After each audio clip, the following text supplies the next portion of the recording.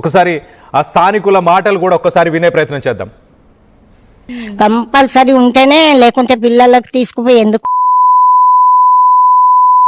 అన్ని జాబ్ ఇడిచి పెట్టి పిల్లలకు ఫస్ట్ ఇయర్ సెకండ్ ఇయర్ కూడా మళ్ళీ చిన్న పిల్లలు కాదు, అంత పిల్లలకు తీసుకుపోయి ఇట్లా పోయేవాడు చూస్తాం కదా మేము. పోయి తీసుకుపోయి జంప్ చేసింది. కనీసం పిల్లలు కూడా అడుగుతలేదు, మమ్మీ ట్రైన్ వస్తుంది కదా అటు ఎందుకు పోతాను అని. వాళ్ళ అన్నయ్య తమ్ముడు ఆయన కూడా మాట్లాడుతాడు ఫోన్లో. అప్పుడు హాఫ్ అన్ అవర్ మాట్లాడిందంట. ఆయనకు సౌండ్ రాలే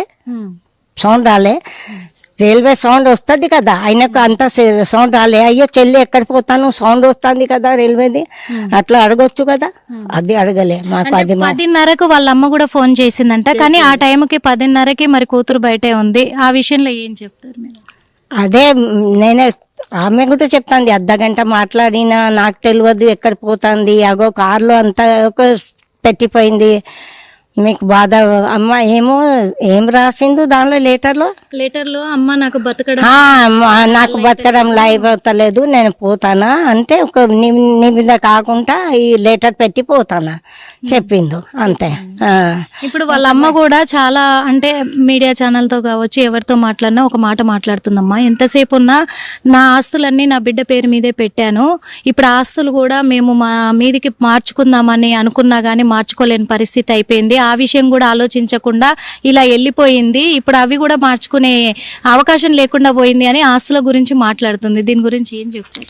ఆస్తి గురించి అయితే మాకు తెలియదు, కానీ మీరు ఫస్ట్ అదైతే ఆమెదే చెప్పిండు. మరి వీళ్ళు అన్న మీద చెల్లె మీద ఏం కోపం వచ్చింది, ఏం గొడవ అయితే జరుగుతుంది కంపల్సరీ. మా దాంట్లో అయితే బిడ్డకి ఇయ్యరు, కొడుకుకే ఇస్తారు, కరెక్టే కదా. మరి ఈ మధ్యలో కొంచెం డౌట్ ఉంది. కంపల్సరీ ఆమెకు ఏమైనా బాధ వస్తే పెద్ద స్టెప్ ఎవరు తీసుకోరు. అక్కడ స్థానికంగా ఉన్న వాళ్ళు, తన కొత్త ఇల్లు కట్టుకునే నేబర్స్ వీళ్ళందరూ కూడా ఏం చెప్తున్నారు, అసలు గొడవ జరిగే ఉంటుంది కంపల్సరీ. మా దాంట్లో అయితే మేమైతే ఎవరైనా కొడుకుకే ఆస్తులను ఇస్తాం, కానీ బిడ్డ పేరు మీద ఆస్తులు ఎందుకు ఉంటాయి? ఆ ఆస్తుల విషయంలో గొడవ జరిగే ఉంటుంది. బిడ్డ ఇటు విజయారెడ్డి రైల్వే స్టేషన్లో ఉన్నప్పుడు కూడా ట్రైన్ల సౌండ్లు వినిపించలేదా అంటూ కూడా ప్రశ్నిస్తుంది. సో మొత్తానికైతే స్థానికులైతే ఖచ్చితంగా ఏదో ఉందని చెప్పుకొచ్చే ప్రయత్నం చేస్తున్నారు. అలాగే ఇటు 6 నెలల కింద విజయారెడ్డి ఇంటి దగ్గరికి వచ్చి కొంతమంది గొడవ చేశారు. ఏ విషయంలో గొడవ చేశారు, ఎందుకు గొడవ జరిగింది, ఆ గొడవ విషయంలో ఇటు విజయారెడ్డి మనస్తాపానికి చెందిందా, ఆ గొడవ జరిగిన తర్వాత ఆ వ్యక్తి ప్రమేయం తన జీవితంలో ఉందా ఇప్పటిదాకా, లేకపోతే ఆ గొడవ గురించి మరో వ్యక్తి ఎవరైనా ఆమెని ప్రేరేపించారా, ఆమెని బాధ పెట్టారా, డిప్రెషన్లోకి తీసుకెళ్లే ప్రయత్నం చేశారా? డిప్రెషన్ అంటూ చాలా మీడియా సంస్థలు చెప్పుకొచ్చే ప్రయత్నం చేస్తున్నాయి. ఒకవేళ నిజంగా డిప్రెషన్లో ఉంటే పిల్లలు డిప్రెషన్లో లేరు కదా, పిల్లల్ని ఎలా కన్విన్స్ చేసింది, పిల్లలు ఎలా కన్విన్స్ అవుతారు? ఇంత చిన్న విషయాన్ని ఎందుకు ఆలోచించట్లేదు?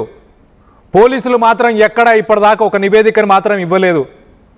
పోలీసులు ఎక్కడ తను డిప్రెషన్ వల్ల మానసికంగా ఇబ్బంది పడింది కాబట్టే ఇలాంటి డెసిషన్ తీసుకుంది అని ఎక్కడ ఒక్క స్టేట్మెంట్ కూడా 11 రోజుల్లో ఇప్పటిదాకా పోలీసులు ఒక్క స్టేట్మెంట్ కూడా ఇవ్వలేదు. అయినా కూడా మీడియా సంస్థలు అయితే అలా చెప్పుకొచ్చే ప్రయత్నం చేశాయి. 6 నెలల కింద ఎవరు గొడవ చేయడానికి వచ్చారు, దే విషయంలో గొడవైంది. ఇంకో పక్కన ఆస్తులన్నీ బిడ్డ పేరు మీద ఎందుకున్నాయని స్థానికులు ప్రశ్నిస్తున్నారు. బిడ్డ పేరు మీద ఎలా ఉంటాయి, కొడుకు పేరు మీద ఎందుకు ఉండవు? వాళ్ళిద్దరికీ ఏమన్నా విభేదాలు ఉన్నాయా, లేకపోతే ఆ ఇల్లు ఎవరిది? అసలు ఆ ఇల్లు విజయారెడ్డి కట్టుకుంటుందా, విజయారెడ్డి మీద తన పేరు మీద ఉండి ఇటు చిరంజీవి కడుతున్నాడా? దీనిపై కొంత క్లారిటీ అయితే లేదు.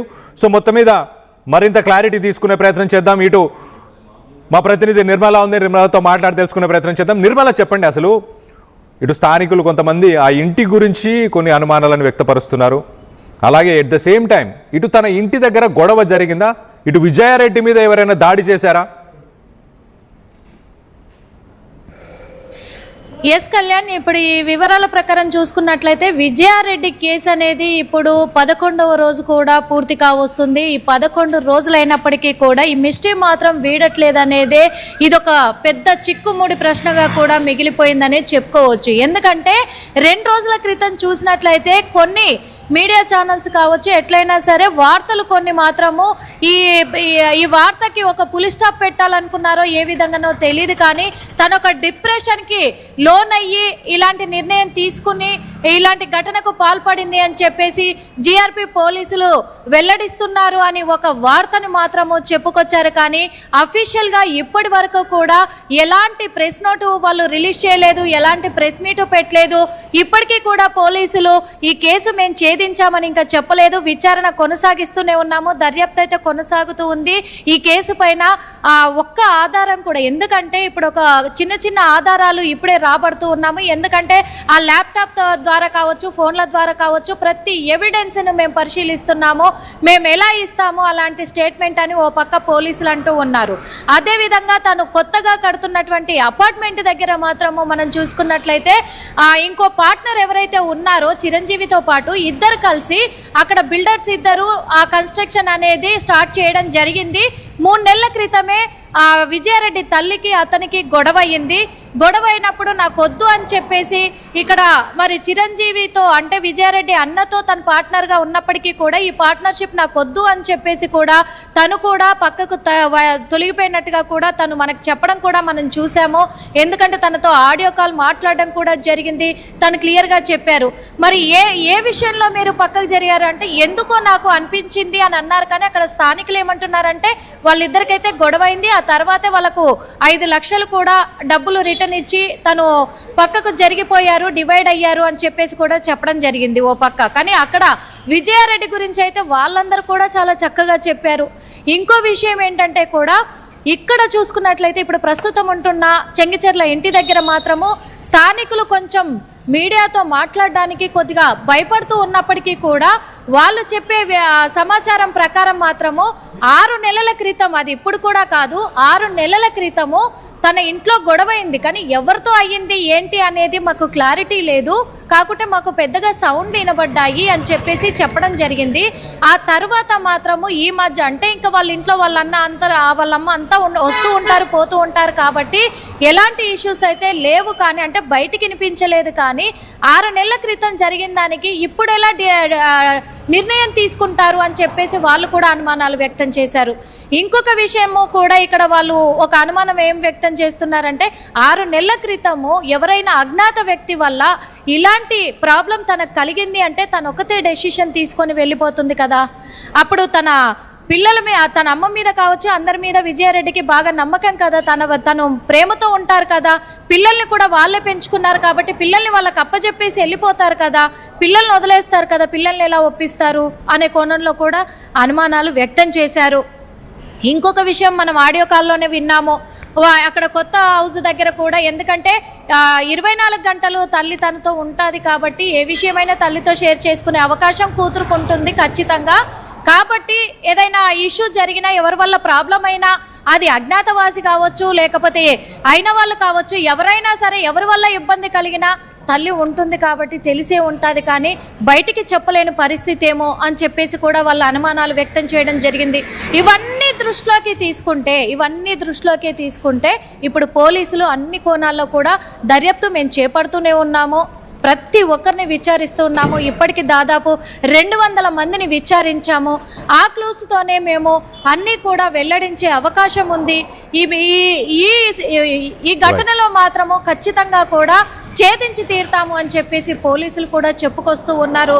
కాబట్టి ఎవరు కూడా తప్పుడు రాతలు రాయొద్దు, డిప్రెషన్ అని చెప్పేసి మెన్షన్ చేయొద్దు అని చెప్పేసి కూడా చెప్తూ ఉన్నారు. కళ్యాణ్, రైట్. నిర్మల, మీరు ఒక్కసారి అలా లైన్లో ఉండండి. ఒక్కసారి మనం చూస్తే కనుక ఇటు డిప్రెషన్లో లేరు అంటూ తన సొంత అన్న ఇటు చిరంజీవి రెడ్డి కూడా అసలు నమ్మట్లేదు. ఇటు చిరంజీవి కూడా చాలా క్లియర్గా ఒక ఫ్రెండ్స్ లాగా ఉంటాం, నాకేం షేర్ చేయలేదు, ఒకవేళ షేర్ చేసి ఉంటే నేను కాపాడుకునేవాడిని అంటూ ఇటు చిరంజీవి చెప్పుకొచ్చే ప్రయత్నం చేస్తున్నాడు. ఒక పక్కన మనం చూస్తే కనుక ఇటు ఇల్లు కట్టుకుంటుంది, లైఫ్లో అన్ని ప్లాన్స్ యాజిటీస్గా ఉన్నాయి. జనవరి 28 దాకా కూడా అన్ని ప్లాన్స్ యాజిటీస్గానే ఉన్నాయి. 28న కూడా తన కూతురిని హాస్టల్లో దింపింది. అదే దానికి నిదర్శనం. 29, 30 ఈ 2 రోజుల్లోనే ఏదో జరిగింది. దానికి ముందు స్థానికులు కూడా ఏం చెప్తున్నారు, ఇంకో పక్కన ఇటు 6 నెలల కింద తన ఇంటి మీదకి దాడి చేయడానికి కొంతమంది వచ్చారంట. ఒక వ్యక్తి ముఖ్య కారణం అంటున్నారు. ఆ వ్యక్తి వల్ల తన పైన దాడి కూడా జరిగింది. మరి ఆ దాడి చేసిన వ్యక్తి ఎవరు, తన ప్రమేయం ఇప్పటిదాకా ఉందా? వీటన్నిటికి సంబంధించి మీరు ఏమైనా మాట్లాడాలనుకుంటే మీ అభిప్రాయాలను మాతో పంచుకోవడానికి కింద స్క్రాల్ అవుతున్న నంబర్స్కి కాల్ చేయొచ్చు. నాతో పాటు మీ అభిప్రాయాలను పంచుకునే అవకాశం ఉంటుంది. సో మొత్తం మీద మీరు మీ అభిప్రాయాలను కింద కామెంట్ రూపంలో కూడా తెలియపరచవచ్చు. ఇటు 6 నెలల కింద ఇంటి దగ్గరకు వచ్చి గొడవ చేసిన వ్యక్తి ఎవరు? ఆ గొడవ అక్కడికే సద్దు మణిగిపోయిందా? ఆ గొడవ గురించి ఆ గొడవ కంటిన్యూ చేశారా ఇంకెవరైనా? ఆ విషయానికి సంబంధించి ఇంకెవరైనా తనని ఇబ్బంది పెట్టే ప్రయత్నం చేశారా? మొత్తానికైతే కారకులు ఎవరు? ఒకవేళ డిప్రెషన్కి వెళ్ళిందనుకుంటే మీడియా కథనాలు, చాలా సంస్థలు, మీడియా సంస్థలు